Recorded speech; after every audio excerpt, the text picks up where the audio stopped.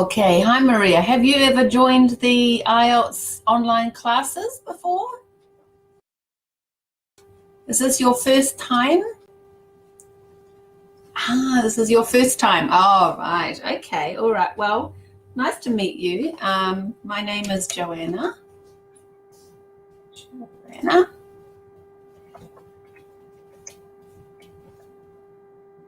My name is Joanna.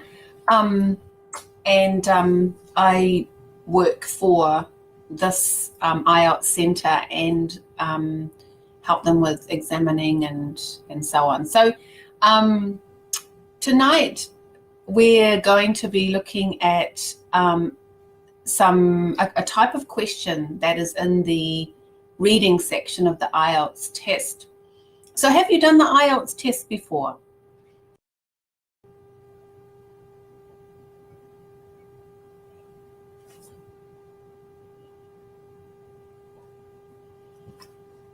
Hello, Upraj. A long time ago. Okay, so you do need a little bit of refreshing. All right. Oh, okay. It may have changed somewhat in those 11 years, but yeah, okay. So good evening, Upraj and Natasha. How are you both today? Good? Can you hear me? Natasha and Upraj. Nice to see you. Just let me know if you can hear me, Natasha. Upraj. Okay. All right. And Maria, your partner, has your partner done the IELTS test?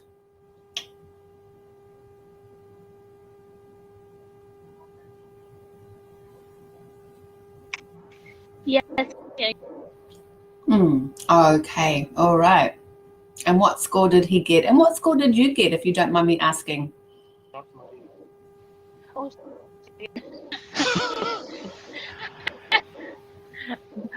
bad. Natasha. Maria.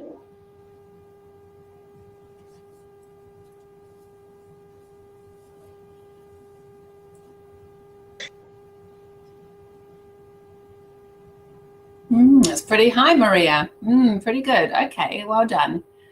All right, Natasha, how are you tonight? Can you hear me, Natasha? And where are you from? Can you just type in the chat box where you're from? And Upraj, where are you from?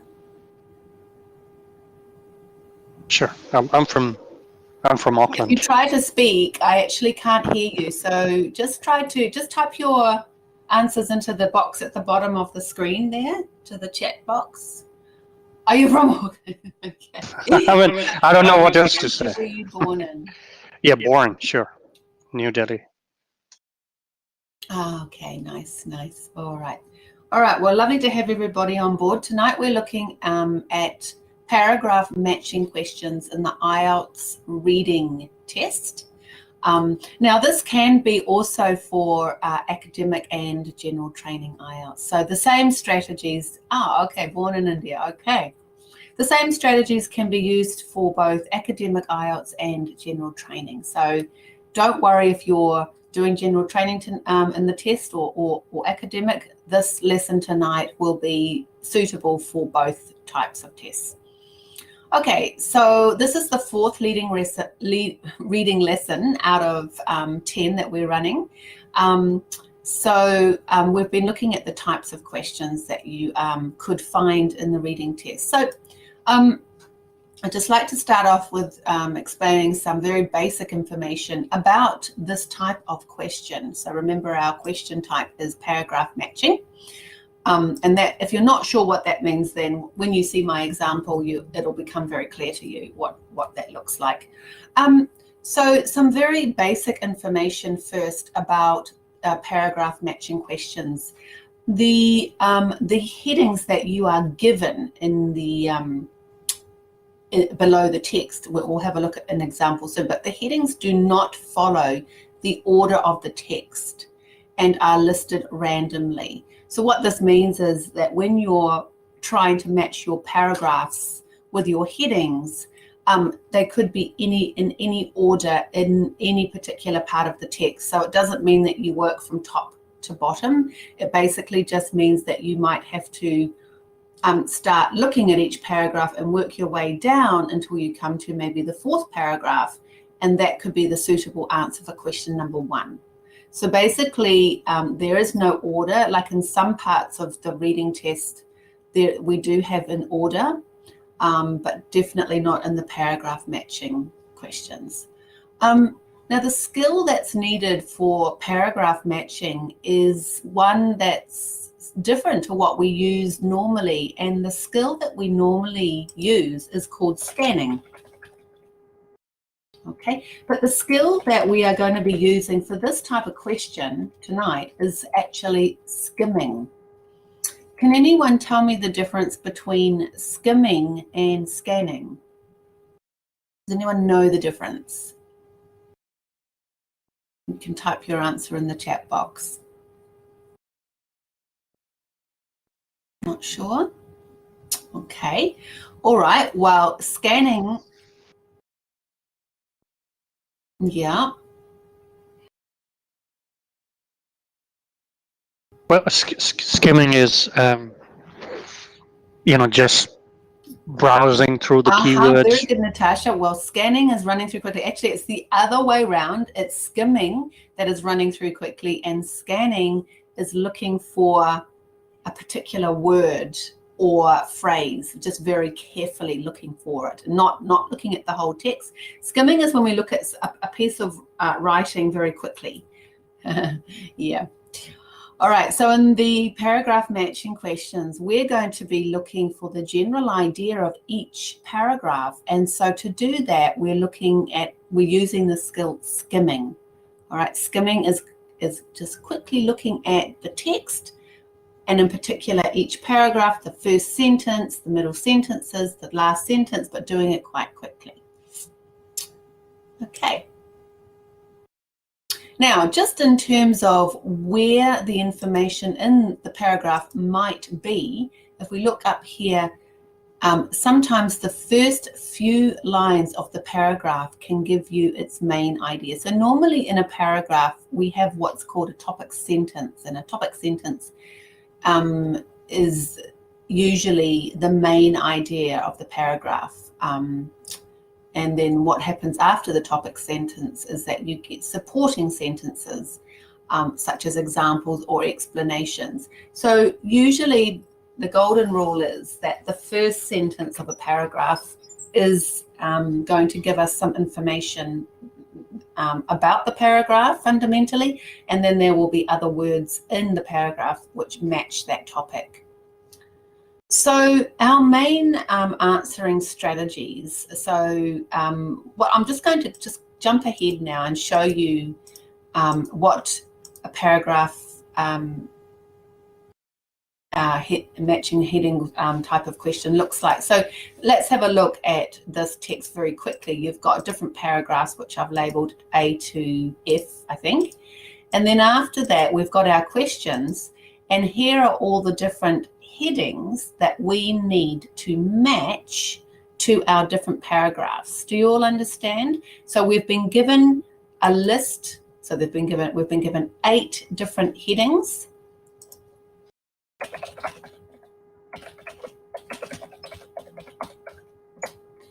And then we have to find the most suitable paragraph for each heading. Does that make sense? If you can just indicate to me if you have any questions, just feel free to ask as we go along. We're just looking at this type of reading question today. Oh, great. Thanks, Maria. Okay, so paragraph matching, we're matching the headings to the suitable paragraph. So I'll just take us back again now to where I was. So our first strategy for answering this is to look through the list of headings first. Okay, so just to get a general idea of what headings we've got. Then we're going to read, so this is our strategy for approaching this type of question, is we read the first paragraph. We don't pay much attention to details, we just get the general idea of it. you can ask yourself, what does author want to tell me in this paragraph, or how would most likely this text be called if I saw it in the newspaper? These questions will help you to think in the right direction. So basically, looking at the paragraph quickly, and in particular the first sentence, gives us an idea of the topic of the paragraph.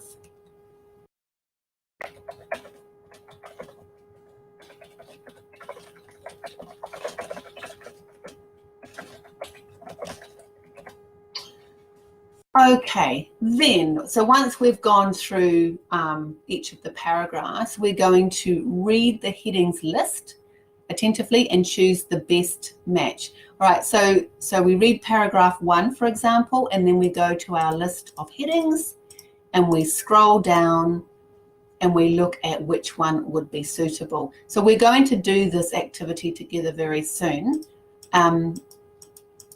So let's just go through the strategies first. Okay, point number 3, we read the headings list attentively and choose the best match. Right, and then the next strategy is, if you don't see a match, move on to the next paragraph. So sometimes we're not going to be able to answer straight away because we need more time, or we need to, you know, do a little bit more reading sort of a bit deeper to try and understand the meaning of each paragraph. There could be a few words that you're not familiar with in the paragraph, so that means that you have to look at the surrounding sentence, surrounding words in the sentence to help you get a better context of what they're trying to say. So strategy number 5, if you are unsure about the right match, you think that paragraphs A and D are okay. So sometimes we actually do get like maybe two very, very similar choices, and we're thinking, which one is it? Is it this one or this one? And we need to go back and spend more time, you know, trying to, you know, find a bit more detail. So the strategy is that if this happens, that you write down all possible answers. Don't guess. Obviously, you don't guess unless you're really, really out of other options. Maybe some of your choices will be crossed out later. So does everyone know the meaning of crossed out? When you cross something out, it means that you don't, you know, you don't need it anymore. Yeah. Rule out. Yeah, that's right. That's right. Okay. And our last strategy, number 6, move on to the next paragraph and repeat this strategy. So basically the steps are that can everybody remember the steps? What do we do first? I'll just give you the first one. We read the first paragraph. And can you tell me if we do it quickly or slowly? The first paragraph, do we do it quickly or slowly?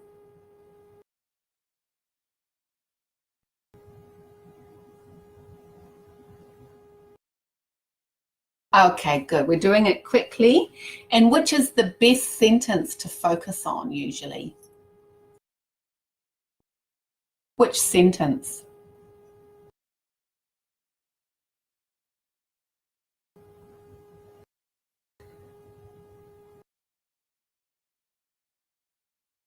Okay, it could be the first and the last. Okay, so the first sentence, yes, the first sentence is generally the indicator of what the paragraph will be, but never stop at the first sentence. I'll put that in here. Never stop at the first sentence, because that would be a disaster. Okay, you must carry on and you must look for other words that relate back to the topic in the first sentence, so that you're building a picture, if you like, building a picture of what that idea is in the first paragraph. Now I've got an example here. If you look at the screen with the paragraph A. Okay, the very, very, very, very first thing that we do when we do our reading questions is we look at the title, just to get a general idea of the text and the kind of topic it's dealing with. Simplicity reigns at London's biggest design festival. Okay, so basically it's about a festival in London, and it's about design. So it's a design festival. So design means creating things. Okay, so paragraph A, the first sentence reads, with upwards of 300 product launches, installations and exhibitions, London's annual 9-day design festival is a showcase of head spinning choice. Okay, so we're getting an idea that it's maybe a little bit of a description of what the festival is.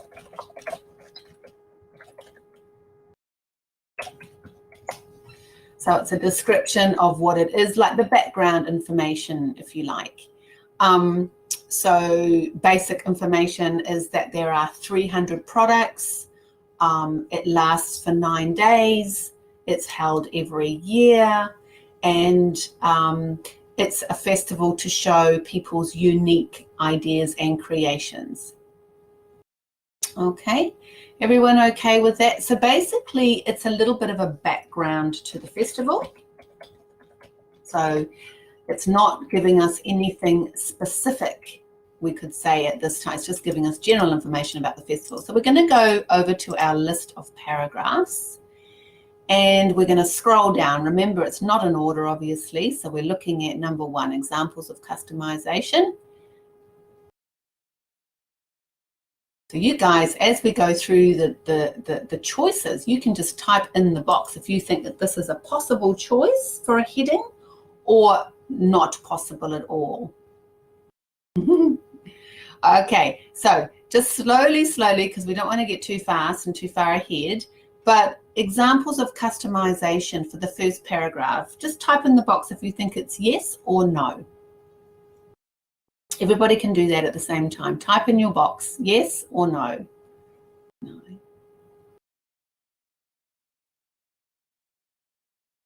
Okay, great. All right, so we keep moving down the list. We're looking at unusual keepsakes, a new approach, a simple cell phone, definitely not a simple cell phone, doesn't talk about a cell phone, unbelievable material, a strange TV, number of products shown on the festival, and then 3 designs of a software. All right, so looking at these choices, we could go for number 7 at this point, but we could also go for number 5, couldn't we? So if we're looking at number 5, if we go back to the paragraph,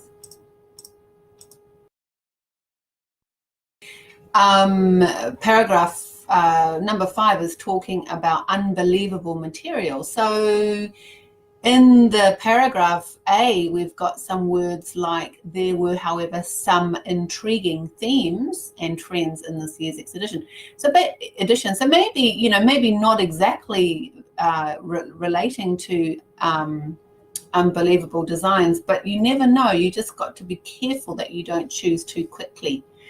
Our better choice is number 7 because it's really clear. Yeah, it's really clear that it says, well, the word festival, yes, because the whole text, I wouldn't rely on just the word festival, Maria, simply because the whole reading is all about the festival. So every paragraph is probably going to have some reference to the word festival. So we need to dig a bit deeper and find some other words. But for number 7, we've got this number of products. So number. So if we're looking for a number of products, if we go back to paragraph A, who can find it there? Can you write it in the box? Number of products. All right, very good. But they don't say products. What do they say? Oh, actually, no, they do, sorry. They say product launches. Okay, is that something maybe that we can assume means products, but launches is another word added onto it so that it makes the meaning slightly different in that these are new products being launched, like introduced for the first time. Okay, so is everybody happy with how we came to our answer for A? Everyone happy? Yeah. All right, so we'll go to B now. I'm sorry, it's divided into 2 parts because of the formatting of Word doc. So once again, could you please read the first line quickly? and type in the box any word that you think is maybe a keyword, something that we're going to look for.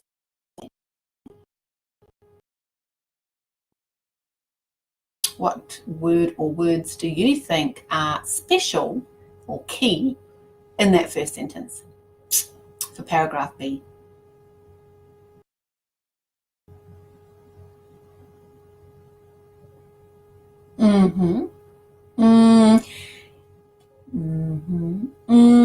Okay. Okay, we're getting closer now, Natasha. Well done. So we're looking at electronics because remember paragraph A talks about launch and talks about design. So Maria, if you look at paragraph A, we've got the word launch already, right? So remember, if the word launch is appearing in lots of paragraphs, then it's not a special word. It's not a keyword, we could say. We're looking for specific words. Could be Ruchi, could be, yep. Good. Simplify and beautify. Can someone maybe look for a number?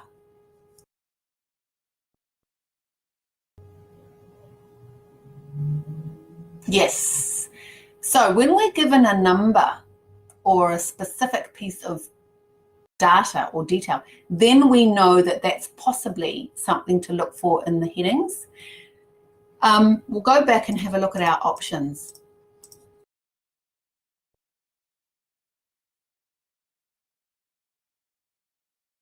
Okay, so number 8 has got 3 designs of a software. So we're not looking for 3 designs, we're looking for 2 something. Okay, so all right, so out of our choices there, we're probably not going to use 7 because we've used it. So we've got maybe 1, 2, 3, 4, 5 or 6. Okay, whoops, sorry guys, I didn't show you the rest of the paragraph. That'll help us, sorry. Okay, so we're talking about 2 consumer electronic products to enhance, to simplify and beautify our technology-aided lives. Okay, so we're looking at 2 products. Then we move on to talk about the first product was a mobile phone. Okay, so the first product was a mobile phone.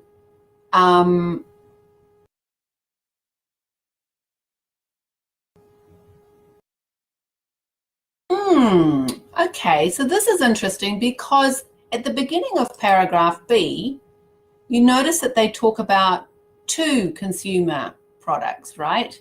But only in paragraph B do they talk about 1.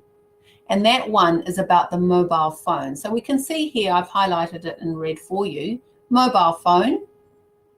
And then we've got more language that helps us know that it is about the mobile phone. So we've got, firstly, we've got mobile phone. And what other words are connected to the topic of mobile phone? Can you type your answer in the box? What other words from the text?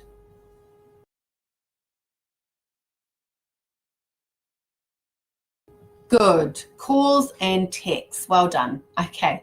Pretty straightforward, right? Also, we've got SIM card. Yeah, and we've also got the word SIM card, and we know that, you know, SIM cards belong in cell phones. So all of this paragraph is talking about a mobile phone. Would you agree?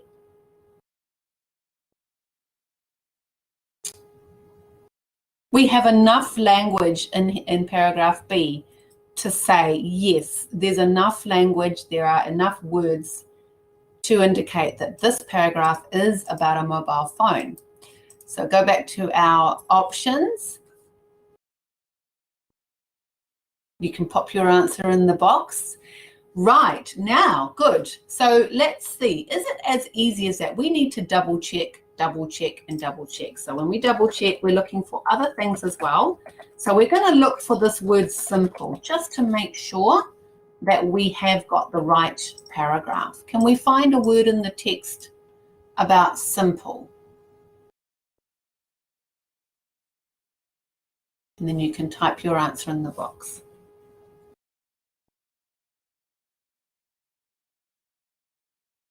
Which word in the text is similar to simple?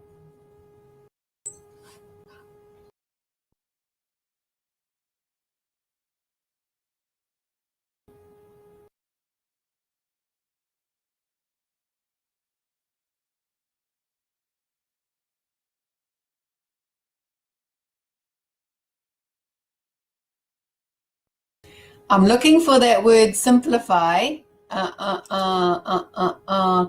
I? Yes, well done, well done. Simplify. And one more word.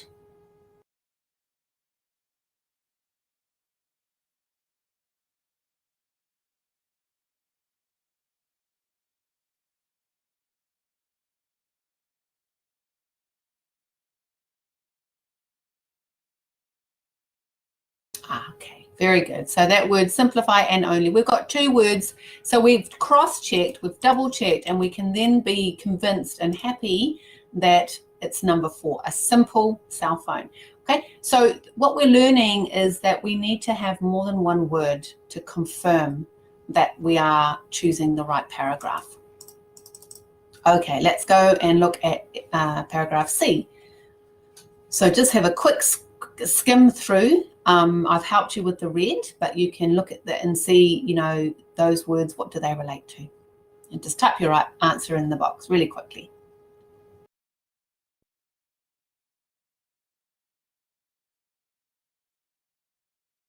Shouldn't take you more than just a few seconds to find the keywords.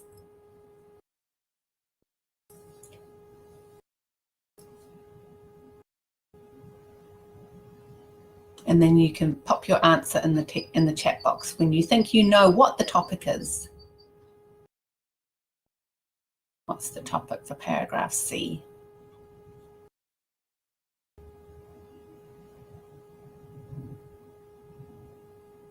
Right, TVs. So we've got, yep, TVs. We've got Samsung, and we know that Samsung produce TVs as well as other things. But we've got the word TV, and we've got the word television, then we've got the word on screen in red, and then the ads during ads or after. Okay, so basically it is talking about a television. There's no question about that. It's the second product that they're talking about. So I'll quickly go back to our list. And the answer is quite clear though, isn't it? Yeah. It seems too easy, doesn't it? It seems easy because it's just the only paragraph about a TV. So well, yeah, you're right. It is number 6. The next exercise, as long as it's not a trap, yeah, that's very good. So good point. When we're doing this, we have to be aware of some traps that they're going to make us think that it's as easy as what we're looking at now, but actually it could be a trick or a trap.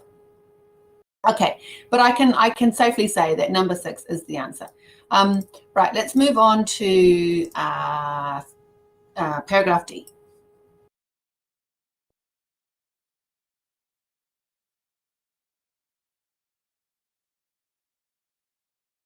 So just having a look at keywords, all right? Keywords in the topic which relate to the same topic.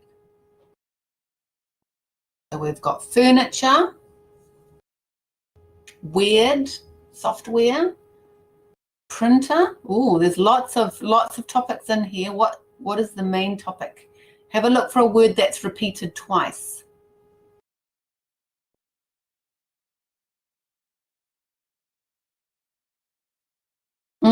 Good.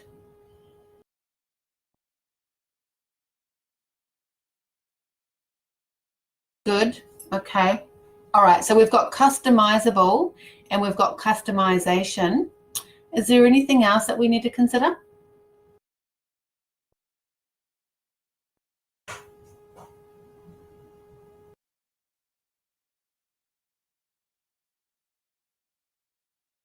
No. Okay. So we'll go back to our list.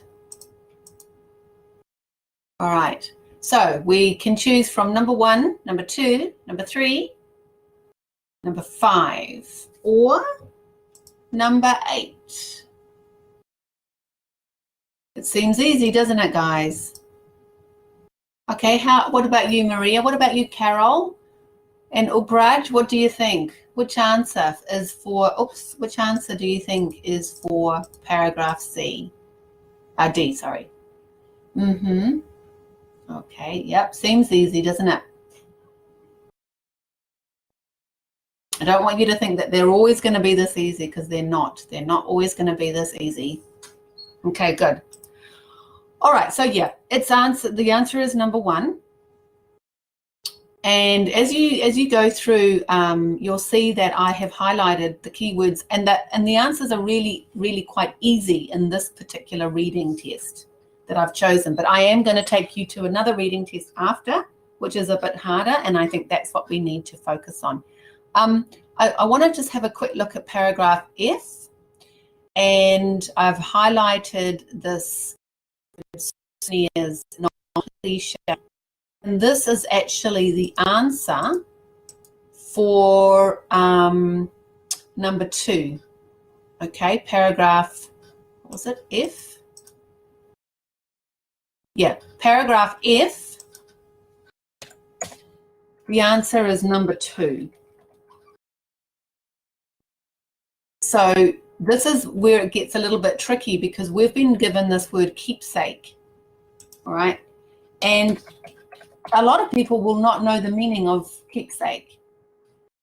And so here we have to do a little bit more reading, and so we're going to be looking for something that tells us about unusual. And if we're looking at paragraph F still, can we see anything here in the first part about being unusual?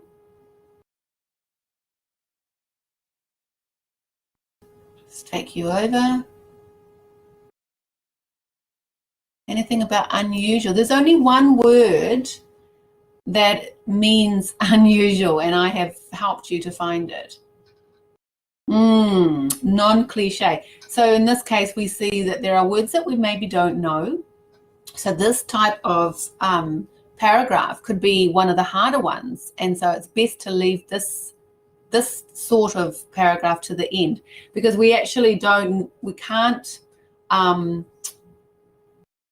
you know, if we're looking at other ideas in the paragraph, we've got this idea of Ireland, weavers and potters. Pottery. So pottery seems to be the idea for that paragraph, but we have no choices for pottery.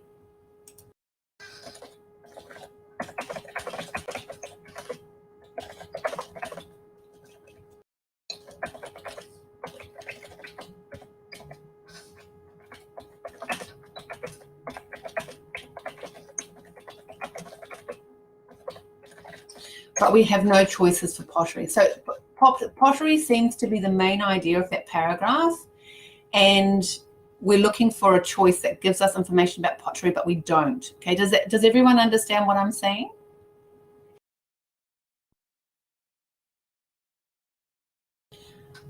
Okay, so sometimes we are given a choice which does not seem right, but it is the closest one that we have to work with. So what I'm saying is that we would expect to find a heading about pottery, but we didn't get a heading about pottery. So we've got to choose another one which maybe talks about something inside the paragraph. And inside the paragraph, they're talking about souvenirs, okay, non-cliche souvenirs. It's tricky, and this is where it does get tricky. So the answers sometimes are easy and sometimes they're not easy, if that makes sense.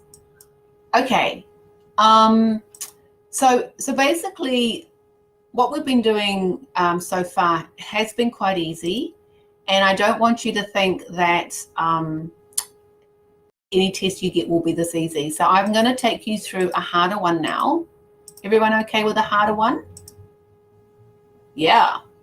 All right. So we're going to apply the same strategy. I'm going to get you to read the first paragraph quickly. Yoruba town. So off you go. Try and get a bit of context about what the paragraph and the text is about. I've given you help with my colors.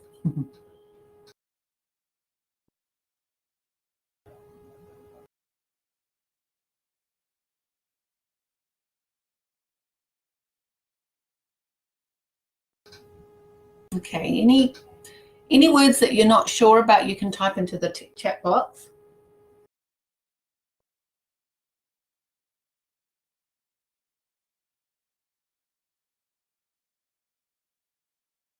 Remember, we don't have to understand every word. Chances are we will not understand every word, but we want to get the general idea.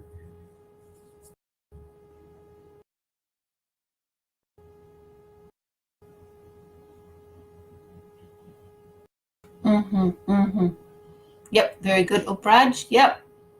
So we've got,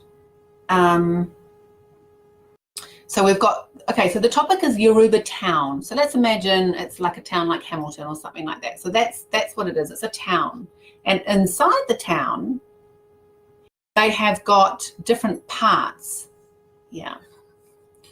Okay, so there are different parts to the town. So we've got permanent. Oh, no, sorry. We've got, permanent towns. And then temporary settlements. So we've got permanent and temporary. All right, so anything else we need to take into consideration there for paragraph 1?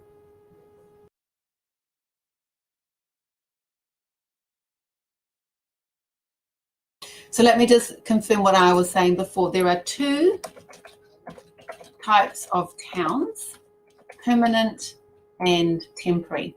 All right, let's go over to our list. Can everyone see the lists here, 1 through to 10?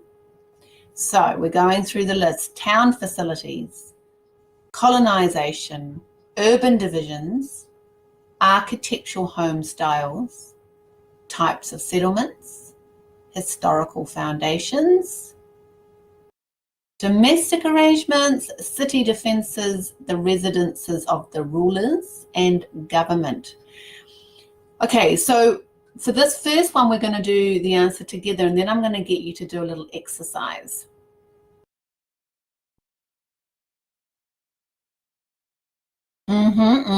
It does seem like it, doesn't it? Types of settlements.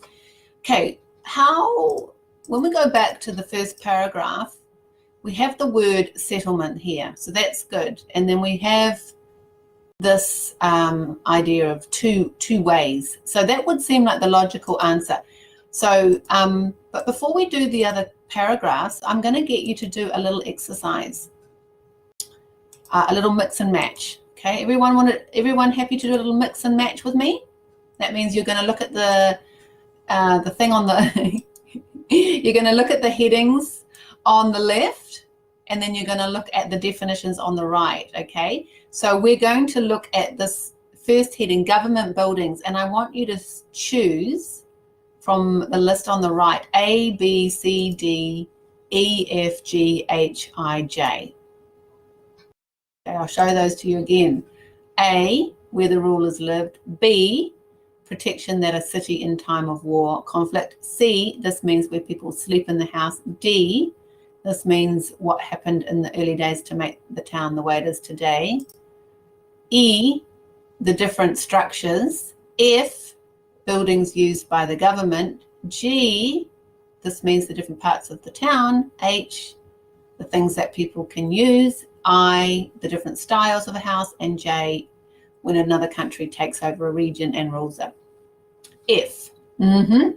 Okay, now the reason I'm giving you this exercise is this is not what you would find in the Ielts test, but it's just to give you a little bit of help in deciding what how we're going to match up our headings. So yeah, obviously government buildings is all to do with the buildings that are used by the government people. Okay, how about the next one? The residences of the rulers. Have a look at A, B, C, or D. And it's one of those. Oh, sorry. No. Oh, yeah. So it's A, B, C, or D.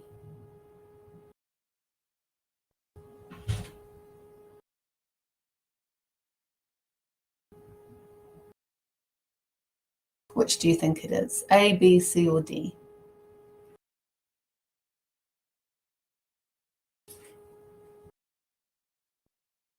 B, A, okay. The residences of the rulers. This means where the rulers lived. Okay, so residence means a place where you live. Yep, so A. Good. Okay, city defences. Is it B, C, D, E,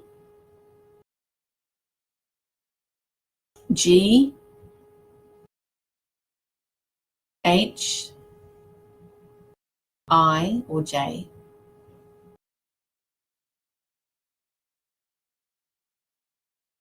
Okay, good. This means the protection that a city in time of war conflict. Okay, so B. Okay, domestic arrangements. It's on this page.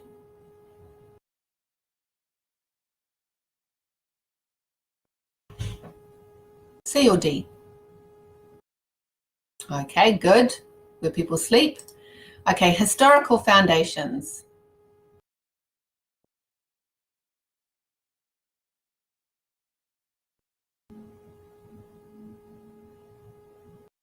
Historical foundations.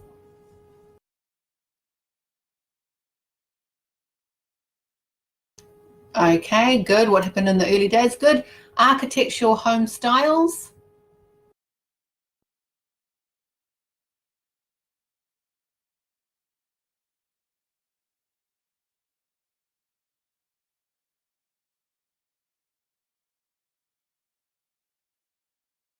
Good. Different styles for a house, such as material shape. Good. Yep. Types of settlements.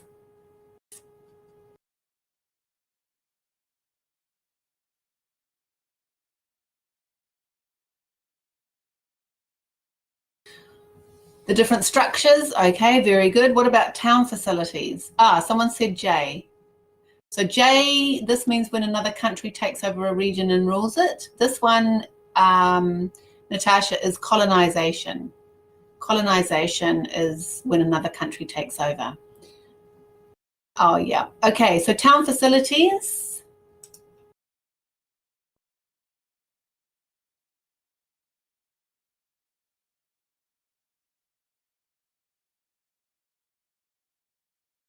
H, good. The things that can be used by everybody, great. Colonization is J, and urban divisions, G, the different parts of town. All right, so just so that we've got a bit of an idea of what each heading means, we're going to go through and we're going to try and get the answer for B just quickly. So if you have a look here at B and read through quickly, focusing on my blue words.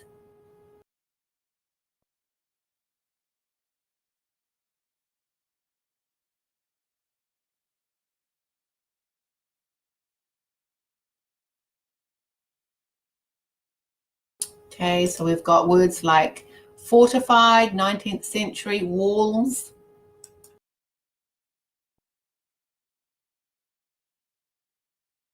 Okay, all right, walls and fortified. Do you know the meaning of fortified? So we've got a couple of answers. Upraj, you 8, Natasha, you're 4. Okay, so we're looking at fortified, walls. What does this kind of say to you?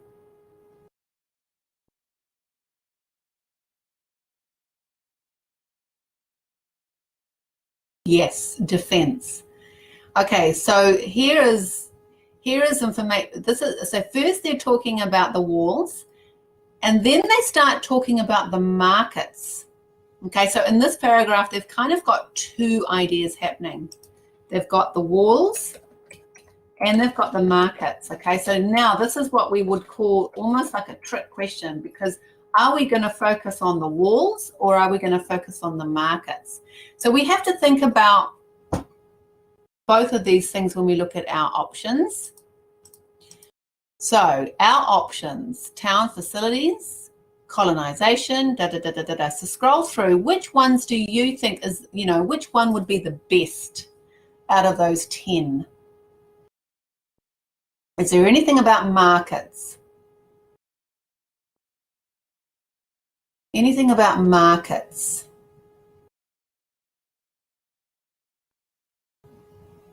Ruchi, why do you think government?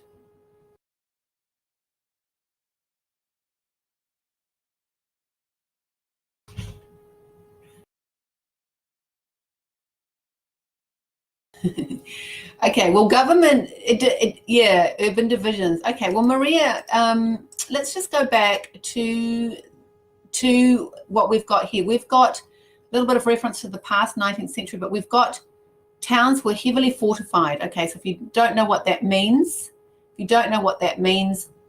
oh, okay, but remember, Ruchi, we need to have the same words. Defense does not mean government, okay? So we've got fortified, walls. So we've got walls. So if we think about walls, right, people had to pay money to go through, yes, people had to pay money to go through those walls. So those walls were protecting the town.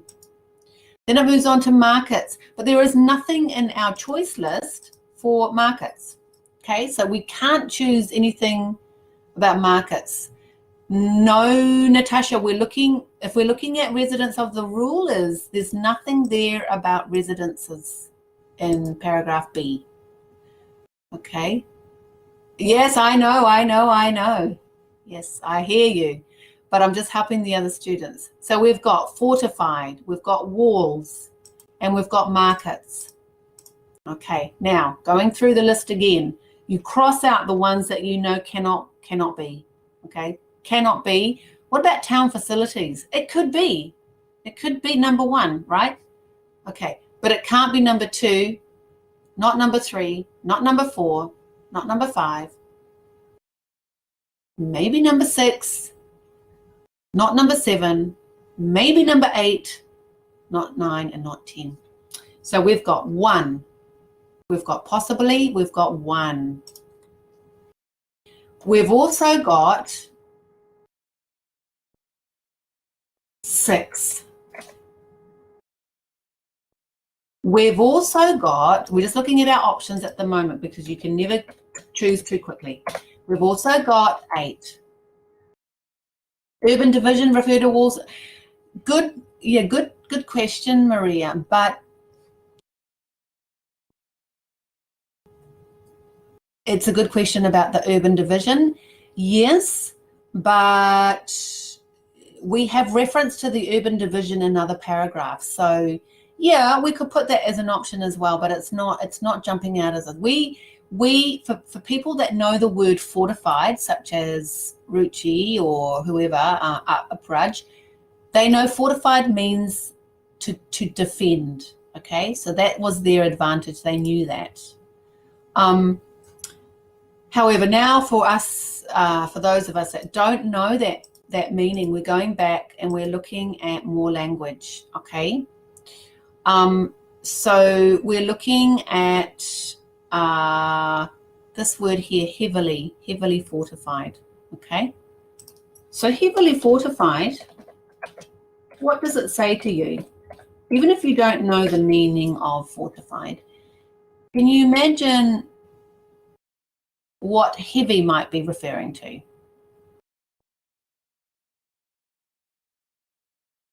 Another word for heavy? Strong. Good, strong. All right, well done. So then we're moving on and looking at the other language. We can see here that when it's talking about the markets, it says the markets were generally located and in small towns, while in large towns there were permanent stands made of corrugated iron or concrete. So we've also got a little bit more information about strength. We've got iron and we've got concrete. What comes to mind when you hear these words? Iron and concrete. Big team.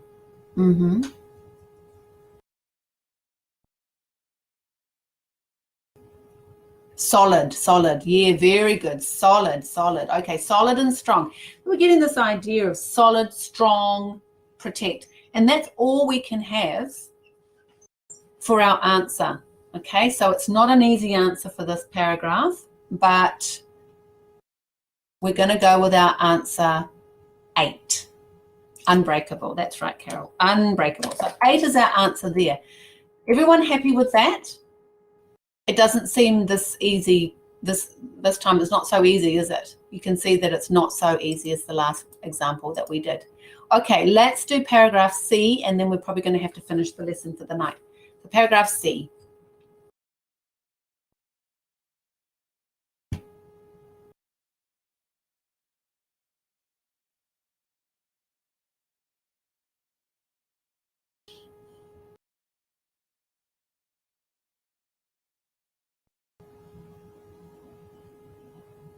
So C, we've got colonization, we've got rulers.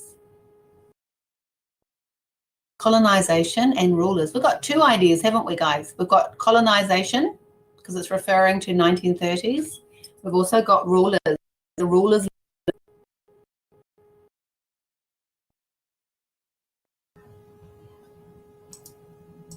Let's look at our choices. Okay, obvious answer is 2, right? Colonization. Can it really be that easy? Can it really be that easy?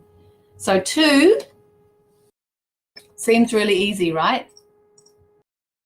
2 seems really easy. But then what if we were to consider 9? We would need to go back and get some more language, right? So let's go back and have a look at other language that refers to where the rulers lived.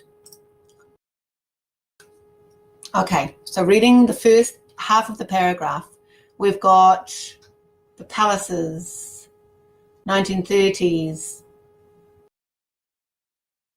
surrounded by private and public rooms. After colonization, many of the palaces were completely or partially demolished, which means that they were broken and taken away. Often the rulers built 2-story houses for themselves, using some of the palace grounds for government buildings. Okay, well, I know that obviously I've got my answer there too, and I've made it a bit obvious by putting my answer there.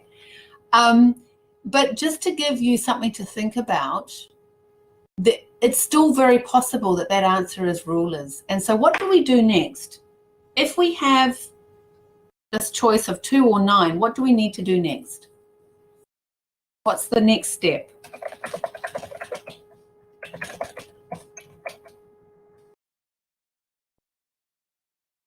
Yes. Praj, don't leave it completely. What are you looking for now? You've got to go and find something else. Yes, what are we looking for, Natasha?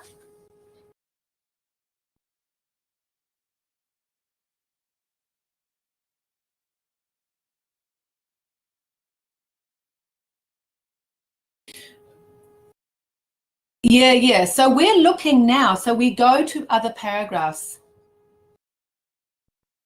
Okay, so what I want you to think about is we are looking for another paragraph that talks about rulers, okay, because we're not sure if this is the right paragraph. So in other words, we're thinking, okay, it could be about rulers and it could be about colonization. We need to go and find another paragraph to see if the rulers paragraph is a different one. Okay, so that's what we need to do first. We need to find another paragraph that talks about where the rulers lived. Okay, so that's what we do now. Do it real quick. D, going through D, can we find anything about rulers? No, I'll just make it really quick. D, no. E, can we find anything about where rulers lived? Just really quickly, no. F, can we find anything about rulers? No. Okay, so where is our information about rulers?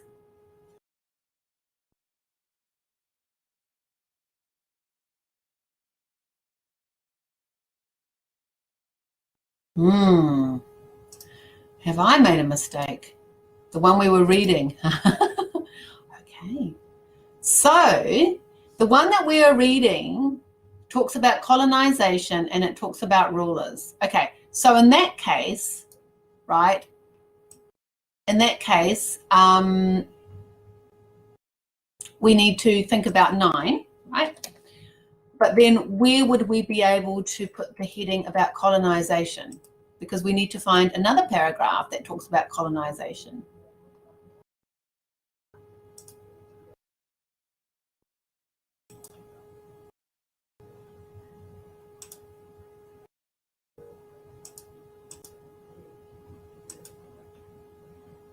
Sorry, guys, I may have missed out one.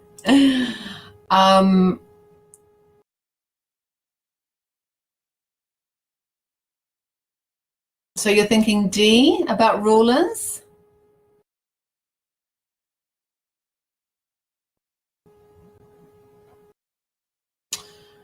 Hang on a second. Sorry.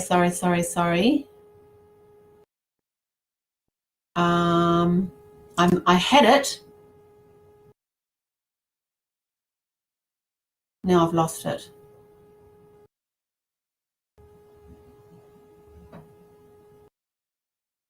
I'm wondering if I've even missed a paragraph. Have I missed a paragraph? Okay.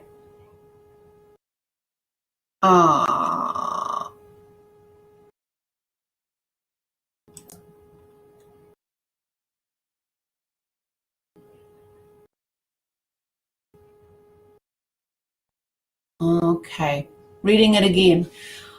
Okay, so but the problem that we have right now, and this is possibly the fact that I haven't got the instructions to the questions, because maybe there is one that we don't need, because we've got colonization and we've got the residences of the rulers. That means we've got 10 paragraphs, right? So I'm just going to count that we have 10 paragraphs here. We've got A through to G. A, B, C, D, E, F, G. Okay. Sorry, guys, I forgot to give you a very important piece of information. No. Okay, I forgot to give you a very important piece of information. Sorry. My bad. We don't use, this is why it was a bit tricky for me. I couldn't work it out. We don't use all the headings. Okay, so that makes sense for us now. We don't use all the headings.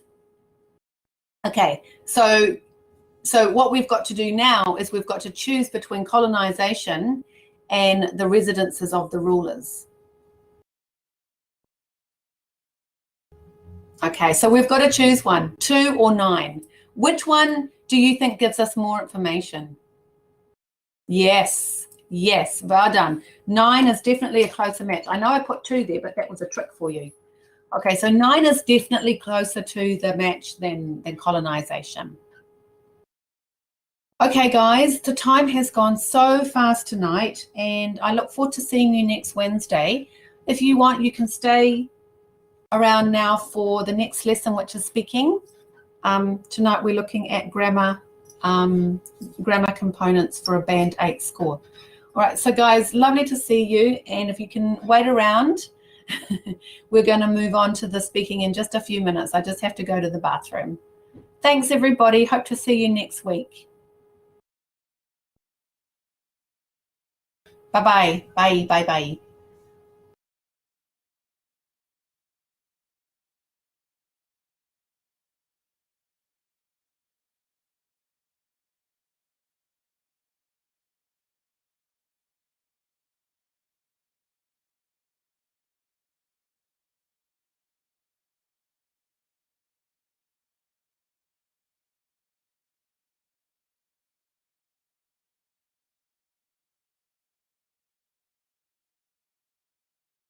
Can you hear me, Natasha? Yeah. Hi, Natasha. Can you hear me? Oh, yeah. Great. Hi, Maria. All right. Hi again. What part of Auckland are you in, Maria? Ah, okay. Not too far away from here. All right. So tonight we're looking at part of the speaking test. Obviously, you know that there are 4 categories that you're marked on for speaking. Do you know what those 4 categories are?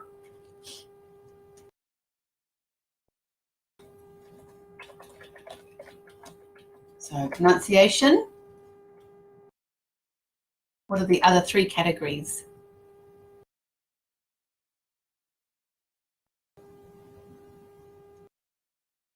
Yep, grammar. If that's what you want to call it. Yep, sentence construction. That's the second one. What's the third one?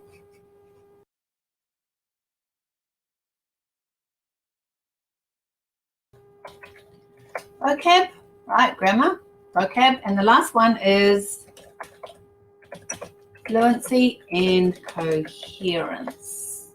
Fluency and coherence. So there are 4 categories that you'll be marked on. Each one is worth 25%.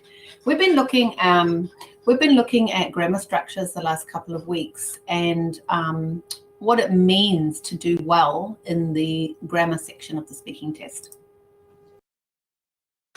It's not very clear, is it? Okay. All right. So if you're not familiar with the Ielts band descriptors, here is something that you can find on the internet very easily. There's plenty of places to find this.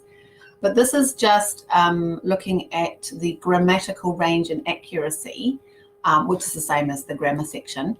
And you can see at the top there with a band 9, you would need to use a full range of structures naturally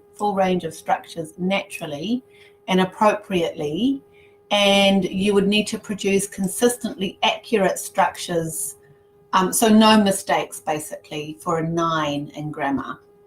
Okay, that's why we never look at doing a 9. We're always looking at doing an 8 because some of the students are able to, to speak very well, and their grammar is very good. A slip is something that a native speaker does even when they're speaking their own language. So, for example, a slip could be something like a subject-verb agreement, for example.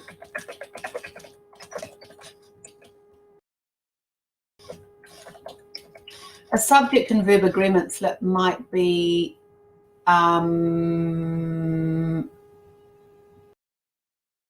just for example, they goes instead of they go. I mean, it doesn't happen very, very often, but usually with a slip, right, the person is able to correct themselves straight after. So you can make a mistake, but then very quickly you recognize that you've made a mistake and then you correct yourself. So that's basically what a slip is, and people make them all the time, but not so much with grammar, but yeah, occasionally with vocabulary, I would say. So that's what a slip means. All right, so looking at band 8, we have uses a wide range of structures flexibly, produces a majority of error-free sentences with only very occasional inappropriacies or basic non-systemic errors. So a non-systemic error,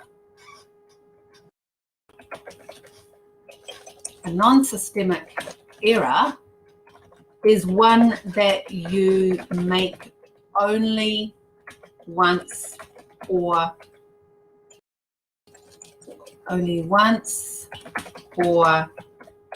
twice. Okay, that's what a non-systemic error is. So for example, looking at the example that we did before, if you said they goes and you actually wanted to say they go, and you only did it one time, then that's what's called a non-systemic error. So it means that it only happens once or twice, and then you don't repeat that mistake again. Okay, so for a band 7, it's a range of complex structures with some flexibility, and then frequently produces error-free sentences. So that would mean more than 50%, maybe less than 80%, although there are still some mistakes. So does everyone see the difference between a 7 and an 8?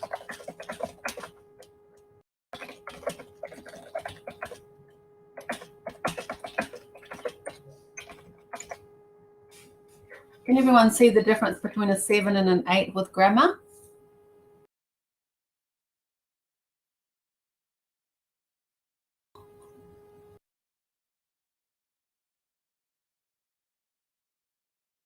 Just type your answer in the box, or I'll just pop it there for you.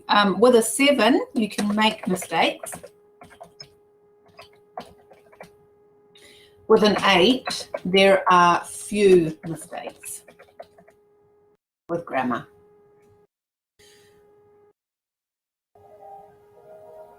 Does anybody know what their level of grammar is and whether or not they make mistakes? Do you know if your grammar is good or not?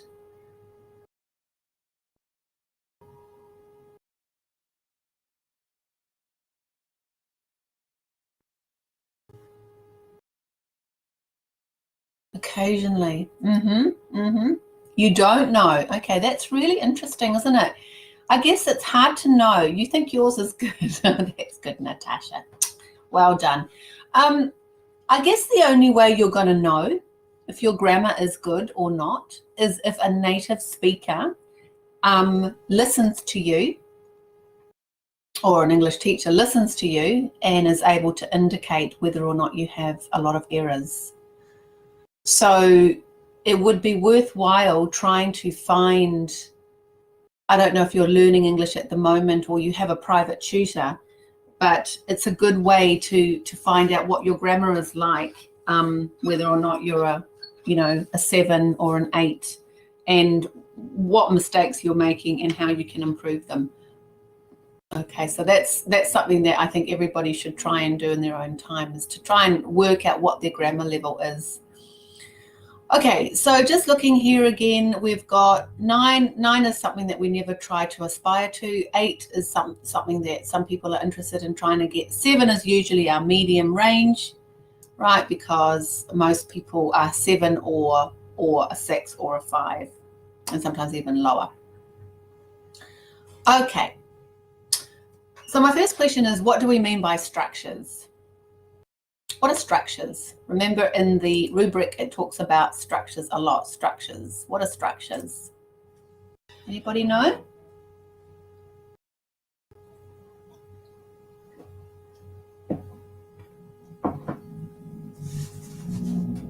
A good flow. Okay. All right. A good flow. Formation. Okay. All right. Well, actually, structures are nothing to do with flow, and they're nothing to do with paragraph linking. Yes, it's all to do with your sentence types.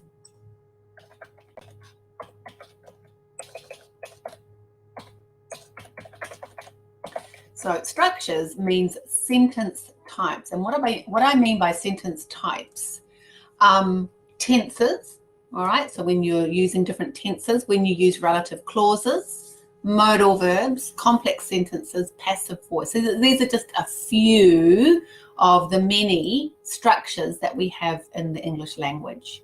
So it's basically all to do with sentences and what is in the sentence in terms of what verbs are there, what pronouns are there, the different types of verbs, modal verbs. So it's all to do with what's in your sentence. It's not vocabulary, it's basically grammar. Is that clear for everybody? Natasha, all good? Okay, thanks.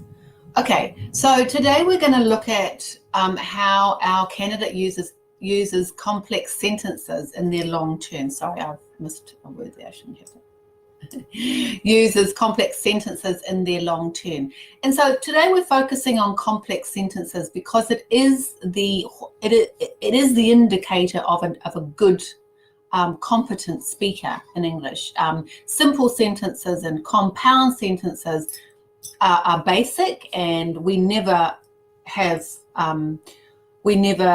use those more than, let's say, 20 or 25% of what we're saying. Our structures are a mixture of simple, compound, and complex, which means that if you are able to use some complex sentences, then your score will be higher.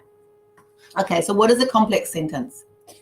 A complex sentence uses an independent clause plus a dependent clause, and I'll explain a little bit more what this means. But does anybody know, has anybody ever heard of the word independent clause?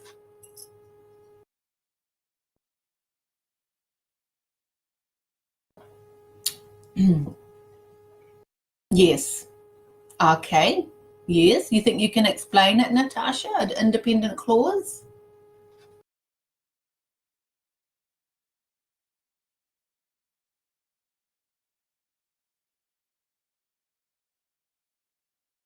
Oh, okay. All right. No worries. No worries. Okay. Well, an independent clause means an independent clause can stand on its own. A dependent clause, also known as a subordinate clause, cannot stand on its own. Okay, so what I mean by an independent clause is something like this.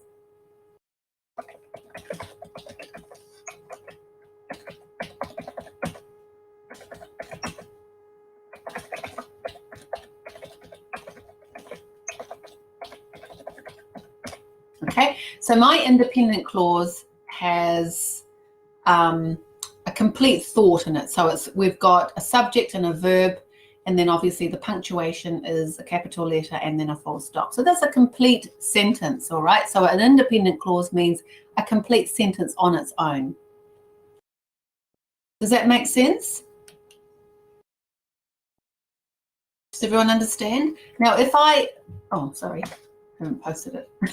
Last night I taught Ielts at Future Ed in Henderson. So it's a complete sentence, a subject and a verb, and it makes sense on its own. Does everyone understand that that is a complete sentence?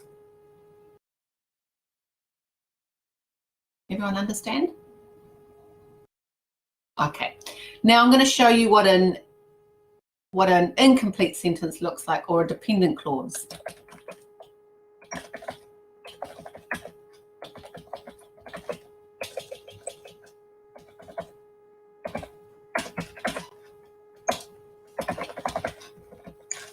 So this is now, I've added something to my sentence.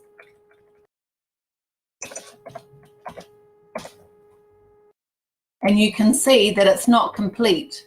Can you see that that is not a complete sentence?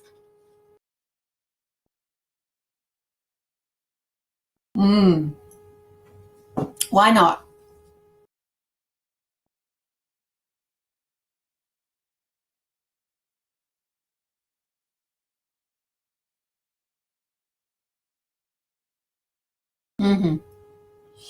Right, well done. Yeah, so it's incomplete and it will depend on what follows. So we need more information, right? So that's what's called a dependent clause. All right, so a subordinate clause, just looking at the screen, subordinate clauses are sometimes known as dependent clauses because they need the main part of the sentence to make sense. They don't make complete sense on their own. Just like my example, when I taught English last night, it doesn't make sense. It has no context. Okay, so our example here is George wanted to stay outside despite the driving rain and wind. All right. Now, can you see that this first part of the sentence that I'm underlining here, George wanted to stay outside, is that a complete idea? What's underlined? Is it a complete idea?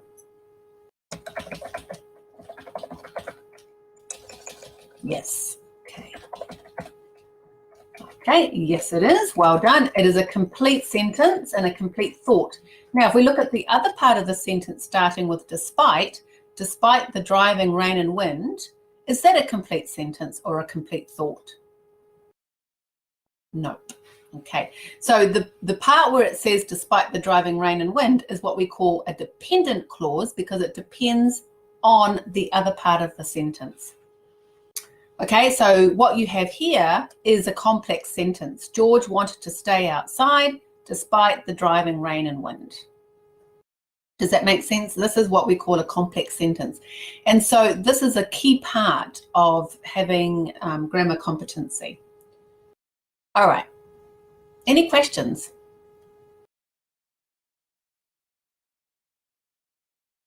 So just here, the subordinate clause, despite the driving rain and wind, does not make sense on its own and is adding extra information to the main clause. So sometimes a subordinate clause or a dependent clause adds more information to the main clause to give us a better picture of what they're trying to say. So why do we use complex sentences? Why do we use subordinate clauses? Because it's an effective way to add more detail to your writing or speaking, to add more detail. All right, now let's have a think about subordinate conjunctions. Does anyone know what a conjunction is?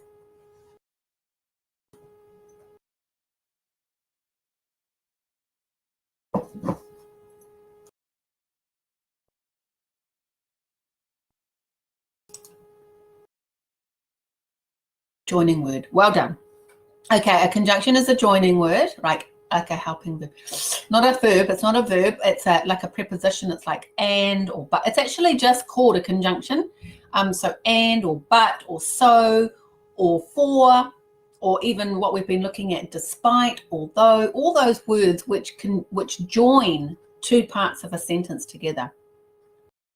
So a subordinate clause, which we've been looking at here, usually begins with a subordinate conjunction such as although, because, even though, despite, when. And there are many, many more, but we'll just look at those ones tonight.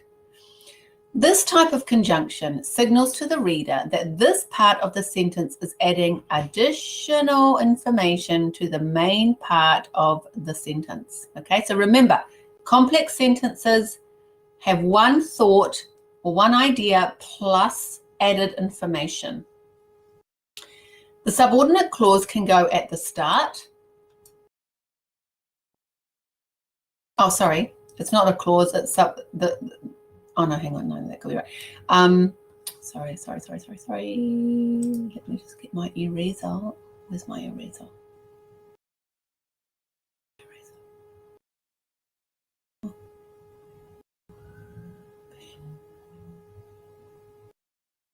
Oh, okay.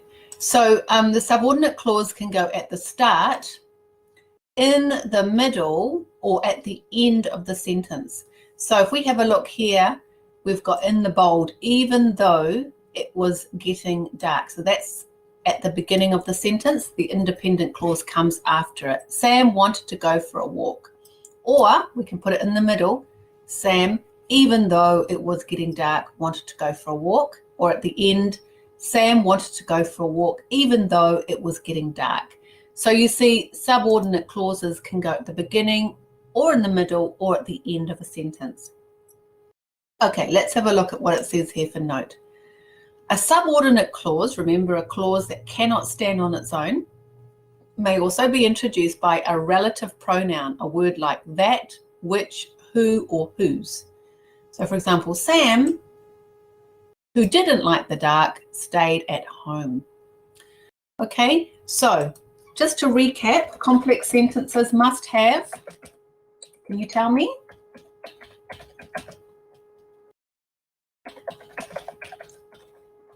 What must they have?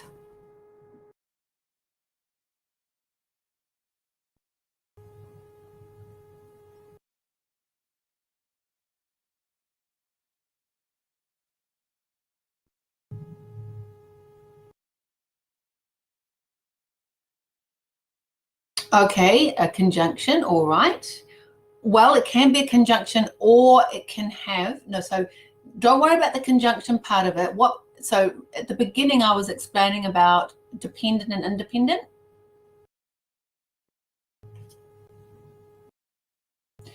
Yes, that's it, you Praj. Dependent clause and an independent clause. That is the formula for a complex sentence. It's an independent clause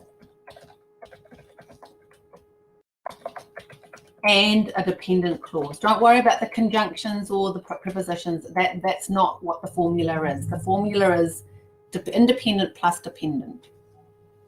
Okay, let's have a look at a candidate's answer who got a band 8. So first of all, we're going to have a look at their prompt for part 2. Describe a famous person that you know about. You should say who this person is, what kind of business this person is involved in, what you know about this business person, and explain what you think of this business person. Okay, so tonight we're only really looking at complex sentences. And so what I've done here is I have highlighted in brown one part of the sentence and highlighted in blue another part of the sentence. And I'm wondering whether you can tell me which is the independent and which is the dependent in the first example.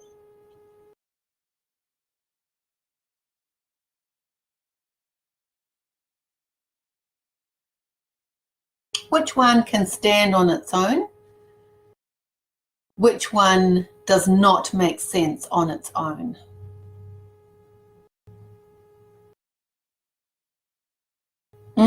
Good. Light brown one can stand on its own. So that part is, what do we call that part, you Praj? Starts with I.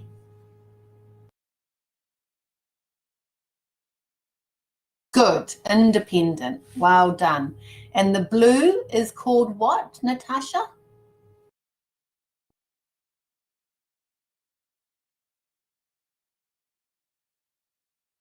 Good. Okay. So complex sentences always have one of each. All right. So what's he saying about his business person?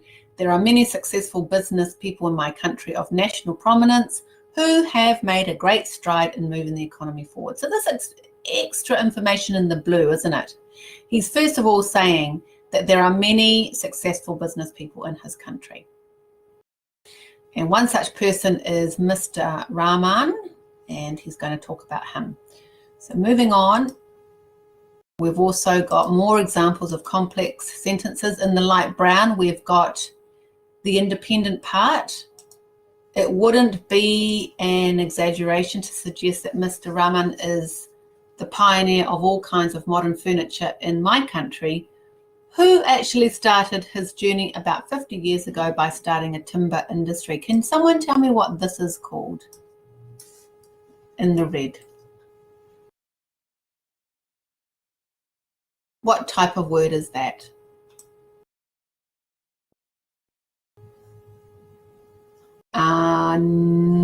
Not quite. Yes, it's a reference to him. It's called a relative pronoun. It's called a relative pronoun. So remember our relative pronouns? If we go back here, we'll see we can have relative pronouns such as that, which, who, or whose. So in this case, it is referring to a person and it's who. So these can also join, so relative pronouns can join complex and, independent and dependent clauses. Okay. Have a look at this sentence that I'm going to put in the box. Can you tell me if it's a complex sentence? In the box in the black.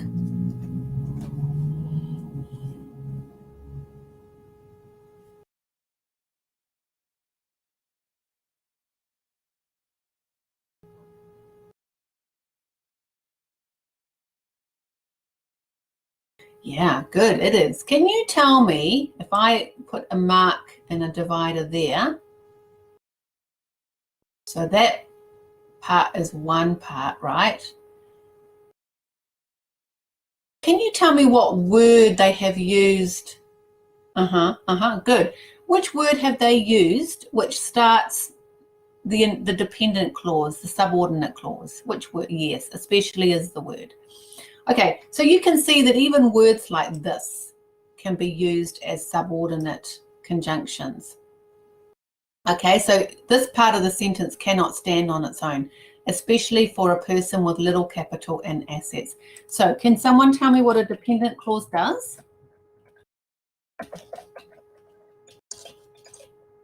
What does a dependent clause do?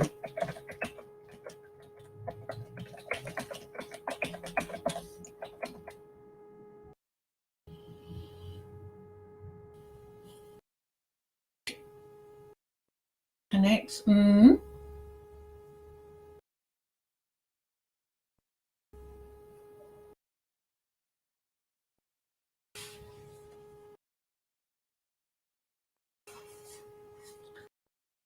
It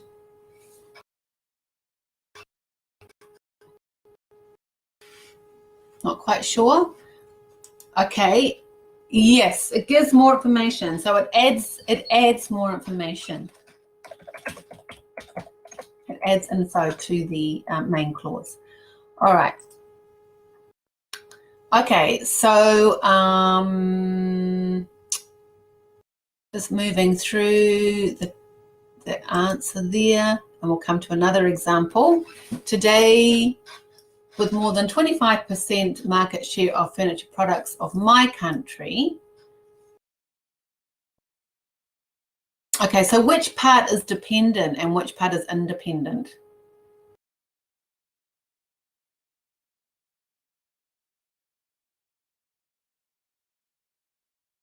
Which part is dependent?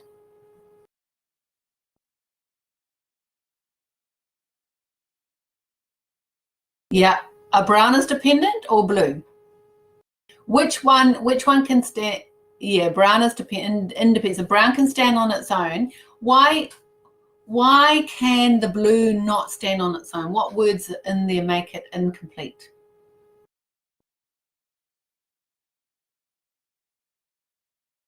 What's wrong with the blue? Why is blue not complete? What's it missing?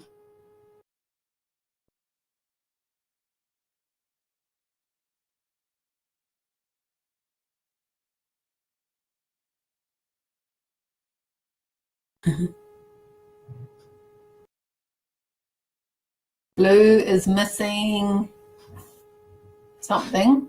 Yeah, it's incomplete. It's missing what? Right.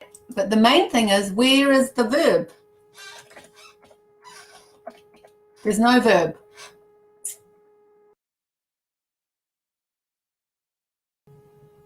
Right? So every sentence must have a verb. Every complete sentence must have a verb. So we've got no verb in the blue part.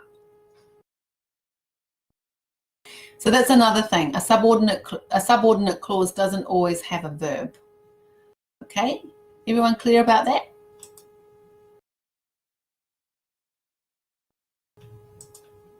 Any questions at the moment?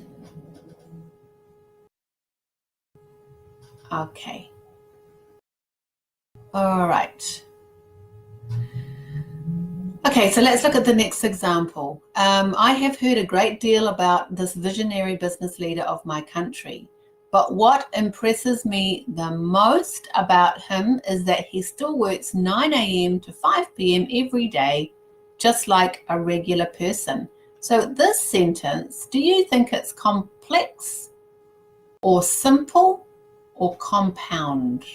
Compound, complex, or simple?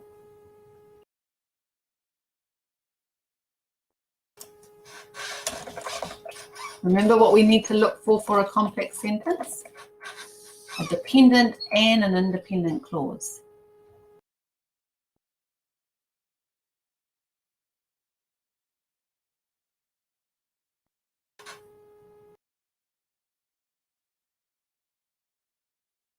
So do you think it's complex? Okay. Why not?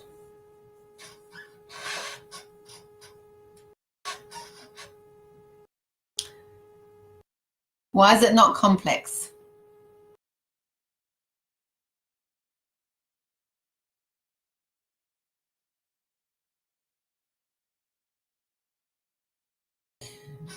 Remember, complex must have dependent and independent. Okay, so why is it compound? The answer is compound. Why is it compound? What is compound anyway? What does it mean?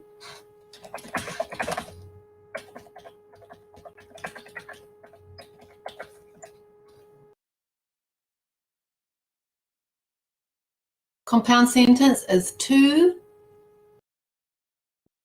complete sentences joined by a conjunction. So in this case, what's the conjunction?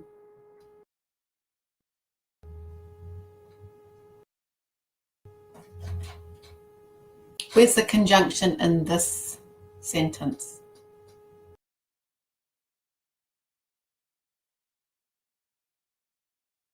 Yeah. Okay, so but is a conjunction. So this first part of the sentence ending at country is a complete thought, a complete idea. And then starting here from what impresses me the most about him is also a complete sentence. So what we have is two complete sentences joined together by a conjunction, and this is called a compound sentence. And these are just as useful. Yep, compound sentences are also very important.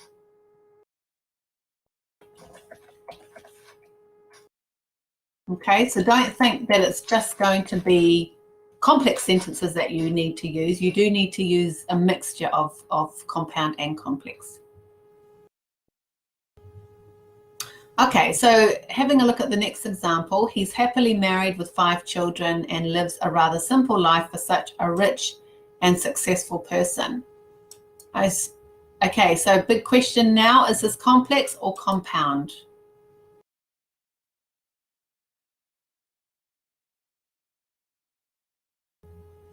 Starting from here.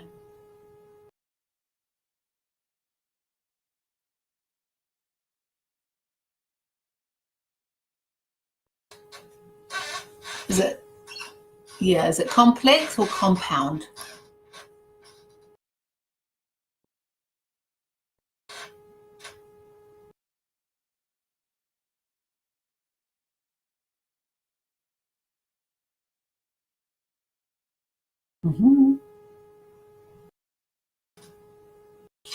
It's interesting, isn't it? Do you think that, okay, so we divide it here, right, where we've got this conjunction and.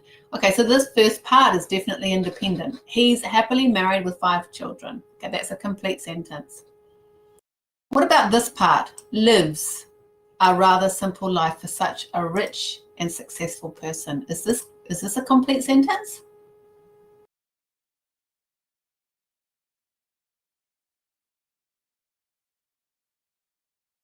What's it missing? Very good. The second half is dependent. So what's it missing? What word is missing?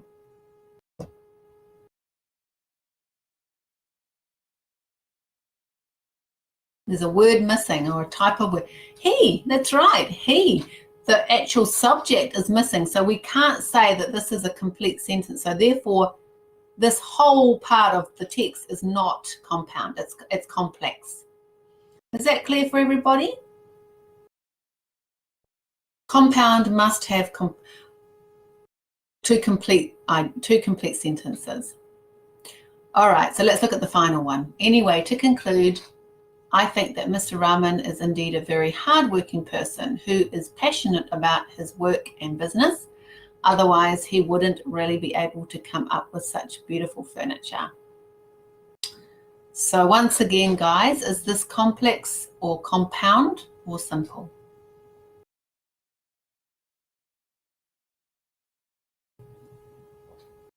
Are you sure?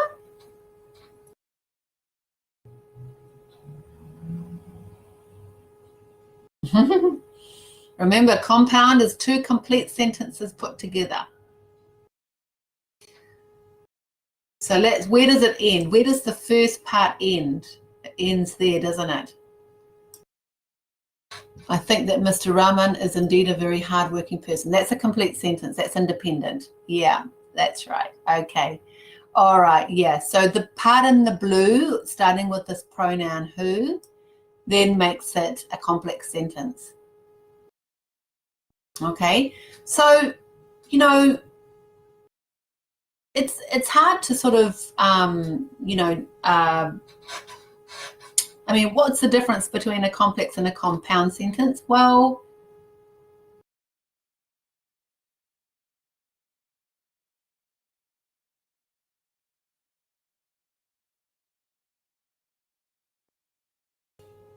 oh, I see. Starting from otherwise. Otherwise,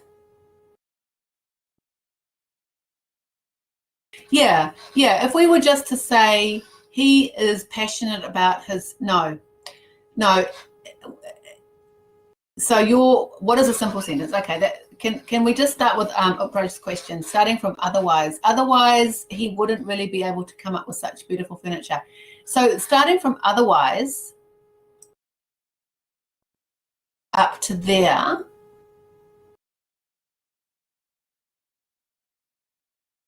that is a complete sentence, Upraj. Yeah, it's a complete sentence. But what we're looking at for our incomplete sentence is this part included as well. So that all that's in the blue. So there is a condition. It's not really about conditions. It's basically just what makes this a dependent clause is this pronoun at the beginning, who. Because basically, if we were going to stop the sentence here and make a new sentence, we would have to say the subject have to say he. He is passionate. Okay, so basically, because we don't have the subject and we've got the relative pronoun instead, it becomes a dependent clause. I'm not sure if I'm explaining that very well to you, but you know, basically what you've got to look at every part of the sentence, can the ideas stand on their own? So if we were going to divide it here, would the rest of that sentence would it make sense on its own? And the answer is no. You wouldn't say just randomly, who is passionate about his work and business? We wouldn't understand. So the whole part in blue is dependent, but starting from otherwise would be independent. Does that make sense? For you, Upraj, does it make sense?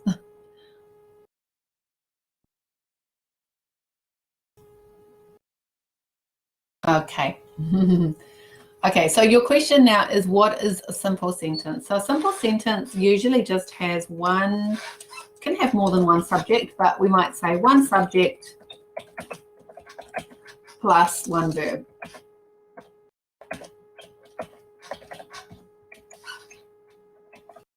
He likes ice cream. Okay, he likes ice cream. One subject, he, and then one verb, likes, and then the object, ice cream. But we could also have Sarah and Paul go to the gym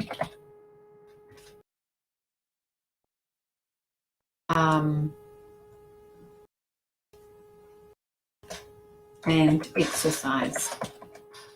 So Sarah and Paul go to the gym and exercise has got two subjects, Sarah and Paul, and then it's got two verbs. We've got go and we've got exercise.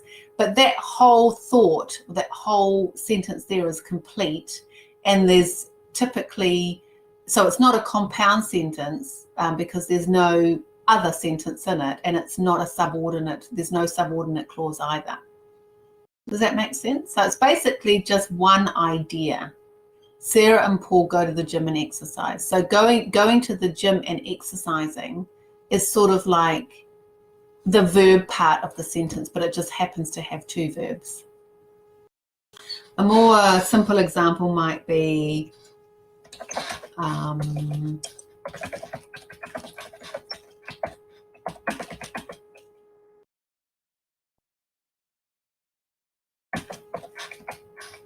class starts at 9. That's a simple sentence. However, if we say if we say the class starts at 9 and finishes at 10. The class, I put he. The class starts at 9 and finishes at 10. That's also a simple sentence because it's really just got one idea in it, one thought in it. Are there any questions at the moment? It can be a little bit confusing, actually, simple sentences, but I wouldn't worry too much at this point about, wouldn't worry too much about simple sentences, guys, and don't worry about the language of simple or compound or complex. Just try to be aware of, what are your sentence types. So a little bit of a summary is that the candidate uses a mixture of simple, compound, and complex sentences. Their complex sentences always add extra information to the main idea in each sentence. So a little bit of practice for you to do at home. I'd like you to write out a script or record your voice on your phone. Your response to the same question about a business person. Can you write complex sentences? If you are only able to use one or two, this shows some limitation in your flexibility and may limit your score. So the challenge is for you to write out or record on your phone a 2-minute talk about this topic of a business person. So you should say who this person is, what kind of business this person is involved in, what you know about this business person. And what we're going to be focusing on really is what are your sentence types? Are you using complex sentences? That's the challenge for your homework, okay? When I say homework, I don't mean it like I'm going to be checking it, but it's just something for you to challenge yourself and do a little bit of self-regulation. Do you all understand? Yeah, okay, good. So is this new information for you about complex sentences? Is it new information? Yes. That's right, Natasha. Complex gets more marks, yes. Let me take you back to the rubric that we looked at the beginning. No, well, it has to be a combination, Natasha. So I guess what we're looking at is complex are the hardest ones. So in the rubric, it says, in the rubric for an 8, it says wide range of structures. Okay, so what we've looked at tonight in our structures is we have looked at complex sentences. Okay, so complex sentences is the hardest thing to do out of all the sentence types, such as simple sentence, compound sentences. Yes, you can definitely use them. You have to use them. It's just natural. But if you can use complex sentences, then the examiner is made aware that you have more ability in the grammar category, okay? Because this is just grammar that we're looking at, remember, and they're only talking about structures, and then they're talking about the amount of errors that you have. So when you're thinking grammar, you're thinking two things. You're thinking errors. Do I have a lot of errors?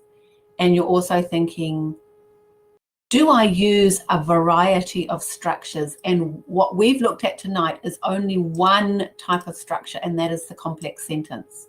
Okay, so there are other structures as well that we can look at next week and the week after, such as modal verbs and passive voice. Does that answer your question, Natasha? Oh, sorry, no, Upraj. I was maybe answering the wrong person. Okay, so yes, grammar is all about variety, and it's about the errors that you make. Are there any questions?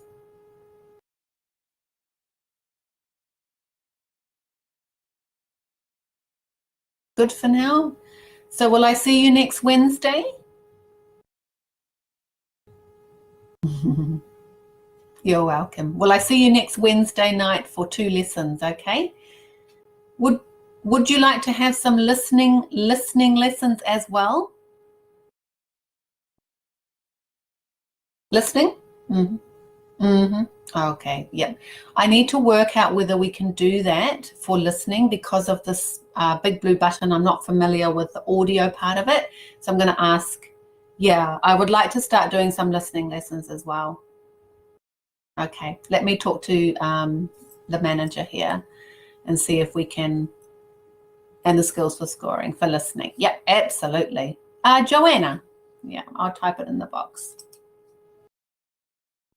Some question and answer, definitely. We can even do just one session on question and answer. That's a great idea.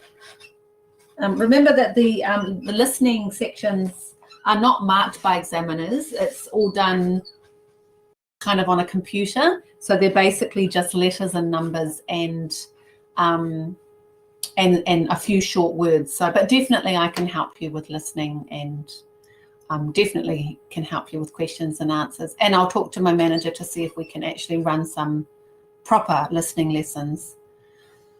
Okay, guys. Well, lovely to talk to you and see you tonight. 106 minutes. Okay, so I'll see you next Wednesday. Take care, everybody. Bye-bye for now.